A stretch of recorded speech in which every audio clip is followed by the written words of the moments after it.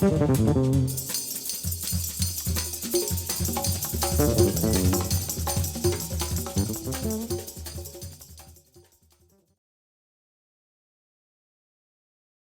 was in a band with some guys who were a little older than me, and I was a slave driver. I was like a little kid, but I was telling everybody, "You're out of tune. You don't know your part. That's the wrong note. Blah blah blah." And the guy who was playing bass didn't want to play with me. He didn't want a little kid telling him what to do. So I said, "Okay, can I hold your bass?" So the guy left his bass, and I picked up the bass, and I immediately could play every song.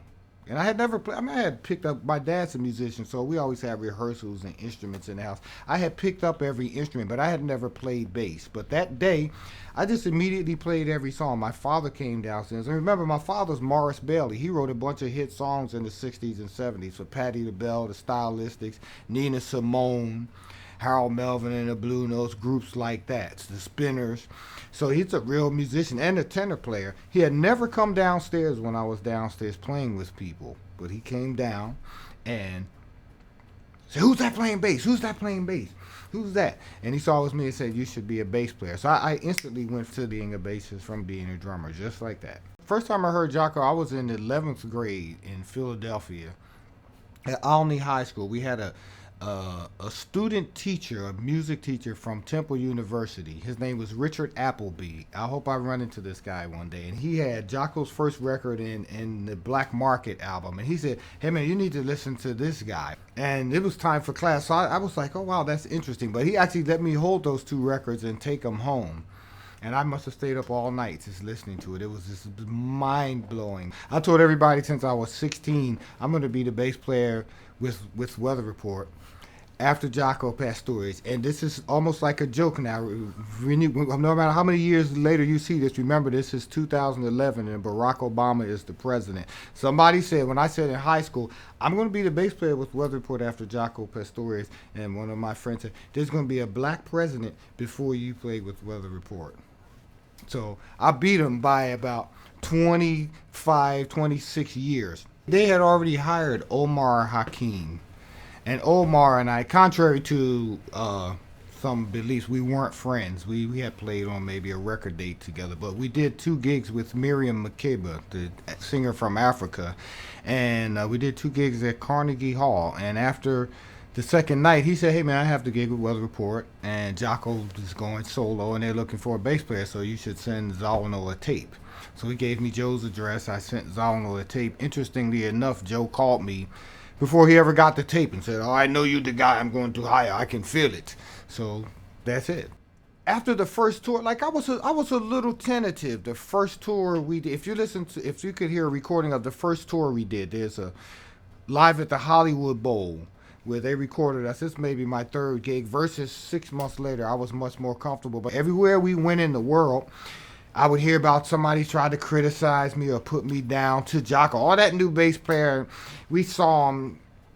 He wasn't. Jaco would tell him, "Oh no, you better listen to this guy. This guy's young, but he's going to be the guy." He was like, "Man, you can play. Just do your thing. Don't worry about Joe. Don't worry about anybody else." They needed what I do, which was to have the facility in musicianship. But I pulled it back a little bit from what Jaco was doing. They didn't need another guy. Jaco is basically a natural born lead bass player.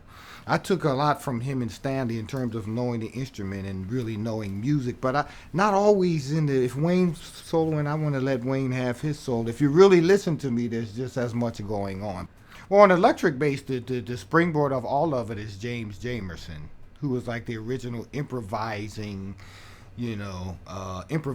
electric bass player, and a lot of the rhythms, things that Jaco are known for, boom, boom, boom, boom, boom, boom, boom, boom, a lot of that, all of that came from Jamerson. Then there's a bunch of guys in between, but the guys that would lead to Jaco, who historically you have to put even before me, the 2 guys in particular are Stanley Clarke and Alphonso Johnson, because Stanley Clarke made the instrument a lead melody and solo instrument. A lot of times the credit isn't given correctly now, but Stanley was playing chords. Stanley was like a true improviser, a true solo voice. He started that thing, and he was using harmonics, not to the extent of chords that Jaco did, but he was boo boo boo boo wee wee.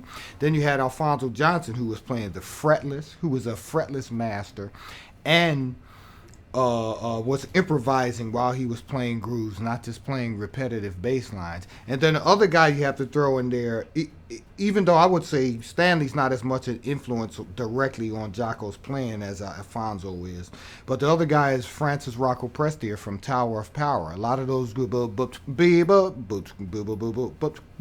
Jaco used and everything, that's Rocco, and the non-stop thing with the right hand.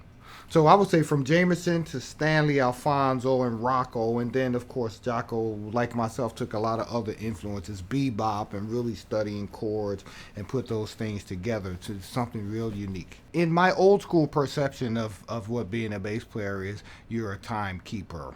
One of the things that was lost after Jaco was so many of the people that he supposedly influences, a whole bunch of them that don't think of themselves as a timekeeper or or a foundation. There's a whole lot of heroes on YouTube who I've never seen on a gig because they missed that part. But in our old school perception, even if you're really playing, trying to play something and say something, you're still a timekeeper and you're still the foundation. That's one of the beauties of what Jaco did. It was so expressive, but whatever it was, it kept your head moving. It was time and feel and groove at all times. Beautiful concept.